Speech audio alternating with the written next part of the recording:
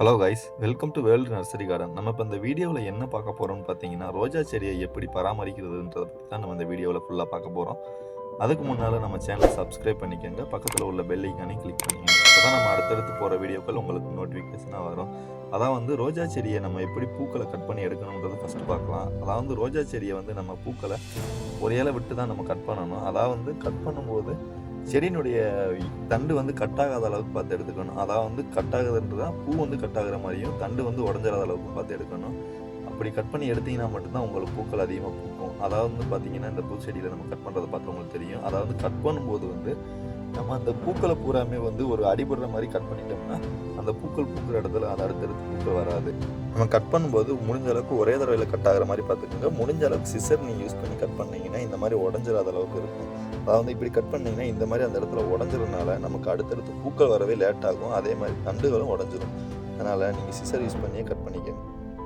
ரோஜா செடிக்கு உப்பு தண்ணி ஊற்றுறதுனால என்ன ஆகும்னு பார்த்தீங்கன்னா, அதனுடைய இலை வந்து ஃபுல்லாகவே பழுத்துக்கிட்டு ஒரு மாதிரி சுருட்டு அடித்த மாதிரி இருக்கும். அதேவே நல்ல தண்ணி ஊற்றுனீங்கன்னா எப்படி நர்சரியில் நீங்கள் வாங்கிட்டு வரீங்களோ அந்த ஃப்ரெஷ்னஸ் உங்களுக்கு இலை ஃபுல்லாமே கொடுக்கும். அதனால் முடிஞ்ச அளவுக்கு நல்ல தண்ணி மட்டும் நீங்கள் ரோஜா செடிக்கு ஊற்றிக்கங்க. அதே மாதிரி உப்பு தண்ணி ஊற்றுனீங்கனாலும் பூக்க தான் செய்யும். ஆனால் வந்து அதோட இலை வந்து ஃப்ரெஷ்னஸ் கண்டிப்பாகவே இருக்கவே இருக்காது. அதனால் முடிஞ்ச அளவுக்கு நல்ல தண்ணி ஊற்றிக்கங்க. இப்போ பார்த்துட்டு இருக்க ரோஜா செடி வந்து நம்ம ஒரு வாரத்துக்கு முன்னால் கட் பண்ணி விட்டு வந்து ரோஜா செடி, அதாவது பூக்கள் ஃபுல்லாகவே நம்ம கட் பண்ணி எடுத்தோம். அதில் எப்படி துளிர் விட்டுருக்குன்றது பார்த்தீங்கன்னா உங்களுக்கு தெரியும். அதாவது நம்ம கட் பண்ண மட்டும்தான் பூக்கள் வந்து அதிகமாகவே வரும். அதாவது நம்ம அழகுக்கு விட்டோம்னால அந்த பூக்கள் அதுக்கடுத்து பூக்காமலாம் இருந்துடும். அதனால் முடிஞ்ச அளவுக்கு பூக்கள் இருந்தால் அதை கட் பண்ணி விட்டுருங்க. நெக்ஸ்ட் என்னென்னு பார்த்தீங்கன்னா, ரோஜா செடியை சுற்றி ஏதாவது களைகள் ஏதாவது இருந்தால் அதை நம்ம கண்டிப்பாக எடுத்து விட்டுறணும். அதாவது களைகளை வந்து 15 நாளைக்கு ஒருக்கா நம்ம செக் பண்ணி எடுத்துகிட்டே இருக்கணும். அப்படி பார்த்துக்கிட்டே இருக்கும்போது தான் நம்ம களைகள் ஏதாவது இருந்தால் கூட நம்ம அதை கட் பண்ணி ஃபுல்லாகவே எடுத்துடணும். அப்படி எடுக்கலன்னு சொன்னால் நம்ம கொடுக்குற உரம், மருந்து, தண்ணி எல்லாமே எடுத்து அந்த களை வளர்ந்துடும். ரோஜா செடியில் பூக்கள் கண்டிப்பாக நீங்கள் என்ன தான் கட் பண்ணாலும் என்ன உரம் கொடுத்தாலும் அந்த பூக்கள் வந்து அதிகமாக பூக்காமல் செடி வந்து ஒரு மாதிரி சொட்டை அடித்த மாதிரி தான் இருக்கும். அதனால் வந்து முடிஞ்ச அளவுக்கு களைகளையுமே நீங்கள் ஃபுல்லாகவே எடுத்து விட்டுருங்க.